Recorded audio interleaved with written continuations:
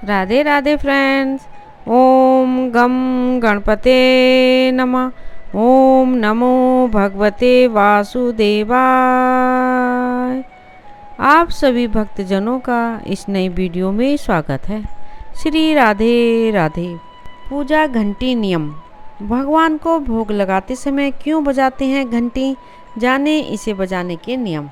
भगवान को भोग लगाते समय इस बात का हमेशा ध्यान रखें कि भोग लगाने के दौरान हमेशा घंटी बजानी चाहिए। अगर आपको इस बात की जानकारी नहीं है तो भोग लगाते समय कौन कौन सी बातों का ध्यान रखना चाहिए, आइए जानते हैं भोग लगाते समय किन बातों का ध्यान रखना चाहिए। पूजा घर में हो या फिर मंदिर में घंटी हमेशा बजती है। बिना घंटी बजाए पूजा पूरी नहीं होती है। सुबह भगवान को नींद से जगाने से लेकर आरती और भोग लगाने तक घंटी जरूर बजाई जाती है। भगवान को प्रसाद या भोग लगाते समय हमेशा घंटी बजाई जाती है। लेकिन क्या आप जानते हैं कि भगवान को भोग लगाते समय घंटी क्यों बजाई जाती है? आइए जानते हैं भोग लगाते समय घंटी क्यों बजाई जाती है और कितनी बार बजानी चाहिए। घंटी बजाने का कारण। पौराणिक ग्रंथ के अनुसार वायु तत्व को जागृत करने के लिए घंटी बजाई जाती है। वायु के 5 मुख्य तत्व हैं: व्यान वायु, उड़ान वायु, समान वायु, अपान वायु और प्राण वायु। भगवान को नैवेद्य अर्पित करते समय 5 बार घंटी बजाई जाती है। वायु के 5 तत्वों के लिए 5 बार घंटी बजाई जाती है और भोग लगाया जाता है। 5 बार घंटी बजाकर भगवान और वायु तत्व को जगाया जाता है। कैसे करें भगवान को भोग अर्पित? भगवान को अर्पित करने के लिए अन्न, जल, मेवा, मिष्ठान और फल को नैवेद्य बोला जाता है। नैवेद्य पान के पत्ते के ऊपर रखकर भगवान को अर्पित करना चाहिए। देवताओं को पान बहुत प्रिय है, इसलिए उन्हें हमेशा पान के पत्ते पर ही भोग लगाना चाहिए। पान के पत्ते की उत्पत्ति समुद्र मंथन के दौरान अमृत के बूंद से हुई थी। यही कारण है कि यह देवताओं को पसंद है। भोग लगाते समय इन मंत्रों का करें उच्चारण। भगवान को नैवेद्य या भोग लगाते समय 5 बार घंटी बजाएं, साथ ही इन मंत्रों का उच्चारण करें। ओम व्यानाय स्वाहा, ओम उदानाय स्वाहा, ओम अपानाय स्वाहा, ओम समानाय स्वाहा, ओम प्राणाय स्वाहा। इस मंत्र का उच्चारण करने के बाद हाथ में जल लेकर प्रसाद या भोग के चारों ओर घुमाते हुए ओम ब्रह्म अणु स्वाहा बोलकर धरती पर छोड़ दें। इन मंत्रों के उच्चारण से वायु के माध्यम से नैवेद्य की खुशबू संसार के सभी जीवों को मिल सके। यदि घर में विराजे हैं लड्डू गोपाल तो इस विधि और नियम से लगाएं भोग। भगवान श्री कृष्ण को जगत पिता श्री हरि विष्णु के अवतार हैं। भगवान कृष्ण की पूजा राधा रानी के साथ तो की ही जाती है, लोग बाल रूप में भी इनकी पूजा करते हैं। जो लोग कृष्ण कन्हैया को बाल रूप में पूजते हैं वे अपने घर में लड्डू गोपाल रखते हैं। यदि आप अपने घर में लड्डू गोपाल रखते हैं तो उनकी सेवा भी छोटे बालक की तरह करनी चाहिए। उनके भोग का ध्यान खास तौर पर रखना चाहिए। वैसे तो शास्त्रों के अनुसार 56 भोग लगाए जाते हैं, परंतु घर में यह संभव नहीं हो पाता है। फिर भी प्रतिदिन लड्डू गोपाल को नियम के साथ 4 समय भोग अवश्य लगाना चाहिए। लड्डू गोपाल को भोग लगाने के नियम और समय। सबसे पहला भोग सबसे पहले सुबह उठते ही लड्डू गोपाल को भोग लगाना चाहिए। सुबह को उठकर 6 से 7 बजे के मध्य सबसे पहले घंटी या फिर लयबद्ध तरीके से ताली बजाते हुए लड्डू गोपाल को जगाना चाहिए। फिर उसके बाद उन्हें दूध पिलाना चाहिए। भोग लगाए हुए दूध को पी सकते हैं या फिर उनको चाय बनाने में उपयोग ले सकते हैं। पहला भोग सुबह उठते ही लगाना चाहिए।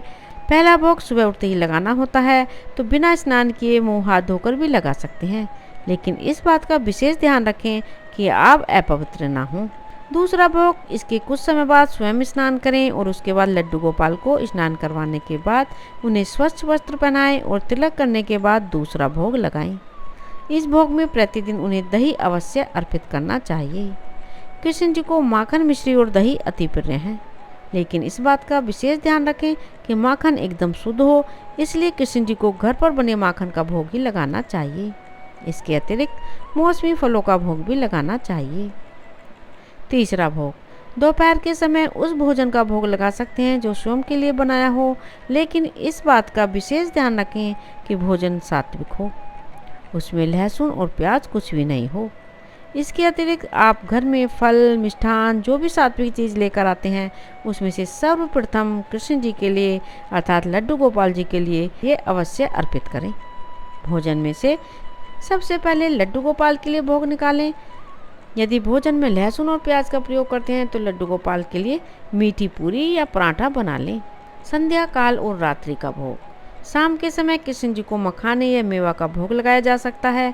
इसके अतिरिक्त लड्डू गोपाल जी को पापड़, चिप्स का भी प्रसाद चढ़ाया जा सकता है।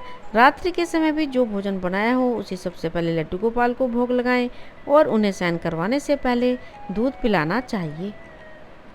भोग लगाने के नियम। भगवान कृष्ण को भोग लगाने के लिए चांदी के पात्र का प्रयोग करना शुभ रहता है। यदि चांदी के बर्तन न हों, जो बर्तन पूजा में प्रयोग करते हैं उसी में भोग लगाएं। भोग के बर्तनों को प्रतिदिन साफ करना चाहिए। कभी भी भोग लगाए हुए बर्तनों को बिना साफ किए उसी में दोबारा भोग न लगाएं। लड्डू गोपाल को चढ़ाए जाने वाले जल और भोग में तुलसी जी का प्रयोग अवश्य करें। लड्डू गोपाल को भोग लगाने के पश्चात भोग को कुछ देर वहीं रख दें और पर्दा डाल दें। पर्दा डालने के बाद ताली बजाकर या फिर घंटी बजाते हुए आनंद के साथ लड्डू गोपाल से भोग लगाने का आग्रह करें। लड्डू गोपाल की भक्ति में शक्ति। एक सत्य घटना। लड्डू गोपाल को लेकर कई तरह के किस्से हैं।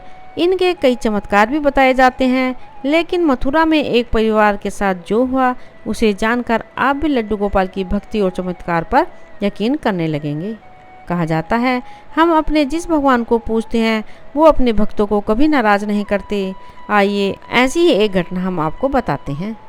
अपनों के बिछड़ जाने का गम क्या होता है, इसे महसूस किया है रिटायर्ड कस्टम अधिकारी के परिवार ने।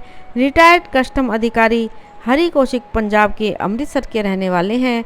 कौशिक परिवार के साथ मथुरा वृंदावन घूमने आए थे। वृंदावन के एस्कोन मंदिर के समीप एक गेस्ट हाउस में रुके हुए थे। वह अपने परिवार के साथ दर्शन करने जाते हैं और वापस आने पर गेस्ट हाउस पर आकर आराम करते हैं। परिवारजन दर्शन के लिए निकले थे। हरि कौशिक अकेले कमरे पर ही रुक गए थे, जो कि स्नान आदि करने के बाद वह अपने कमरे से घूमने के लिए निकल गए, जबकि उनका पर्स, मोबाइल, डॉक्यूमेंट सब कमरे पर ही था। दर्शन करने के बाद परिजन गेस्ट हाउस पर पहुंचे तो उन्हें हरि कौशिक नहीं मिले, जिसके चलते वे मायूस होकर उन्हें इधर उधर तलाश करने लगे। इसके बाद भी उनका कोई पता नहीं चला। हरि कौशिक की बेटी पंजाब में योगा टीचर हैं। उनकी पत्नी मधुबाला पति के गायब हो जाने की वजह से काफ़ी परेशान हो गई थी, जिसको लेकर उन्होंने 3 नवंबर की शाम तक हरि कौशिक जी की काफ़ी तलाश की, लेकिन उनका कोई पता नहीं चल सका। इसको लेकर सलाहकार अपने बेटे नीतीश और ऑफिसर अपने दामाद देवेंद्र भारद्वाज और बेटी गुंजन को इस संबंध में जानकारी दी। हरि कौशिक के गायब होने की जानकारी मिलते ही उनका बेटा, बेटी और दामाद वृंदावन आ गए। सभी ने मिलकर हरि कौशिक जी के गायब होने के पोस्टर बनवाए। परिवार के सभी सदस्य उन्हें अलग अलग जगहों पर तलाश करने लगे। जहां उनकी बेटी, दामाद उन्हें सड़कों पर तलाश रहे थे, तो उनके बेटी धर्मशाला और गेस्ट हाउस में उनके बारे में जानकारी करते हुए घूम रहे थे। वहीं उनकी पत्नी मधुबाला उन्हें लगातार एक मंदिर से दूसरे मंदिर में ढूंढती फिर रही थी। परिवारजन उन्हें सड़कों पर तलाश रहे थे। कभी किसी ने उन्हें अपना घर, आश्रम के बारे में जानकारी दी। उनकी खबर सोशल मीडिया पर वायरल कर दी, जिसके बाद मथुरा के मंडी चौराहे के निकट रुक्मणी बिहार से एक प्रवीण अग्रवाल नाम के व्यक्ति का फ़ोन उनके परिवार के पास आया। फोन प्राप्त जानकारी के अनुसार सुधीर बताए गए स्थान पर पहुंचे, जहां उन्हें हरि कौशिक घूमते हुए मिले। हरि कौशिक के मिलने की जानकारी सुधीर के द्वारा परिवार को दी गई, जहां परिवार को देखकर 65 वर्षीय हरि कौशिक की आंखों में खुशी के आंसू छलक उठे। किसी ने उन्हें लड्डू गोपाल दिए थे। लड्डू गोपाल के घर में आने के 2 दिन बाद ही उनके पति गायब हो गए। मैं अपने पति को जगह जगह तलाश कर रही थी, पति का कहीं भी पता नहीं चला, तो उन्हें लड्डू गोपाल जी पर गुस्सा आ गया। उन्होंने गुस्से में लड्डू गोपाल जी से कहा कि अगर उन्हें उनके पति नहीं मिले तो लड्डू गोपाल जी को यहीं छोड़कर चली जाएंगी। फिर क्या था, लड्डू गोपाल ने उनकी पुकार सुन ली। इसके बाद ही उनके पति उनको मिल गए थे, जिससे उनकी आस्था लड्डू गोपाल के प्रति और बढ़ गई। ऐसा माना जाता है कि लड्डू गोपाल अपने चाहने वालों को कभी निराश नहीं करते हैं। यह एक सत्य घटना है। राधे राधे। ओम नमो भगवते वासुदेवाय। यदि आपने ये चैनल को सब्सक्राइब नहीं किया है तो प्लीज़ सब्सक्राइब करें। प्लीज़ ज़्यादा से ज़्यादा शेयर करें, लाइक करें, कमेंट करें। श्री राधे राधे।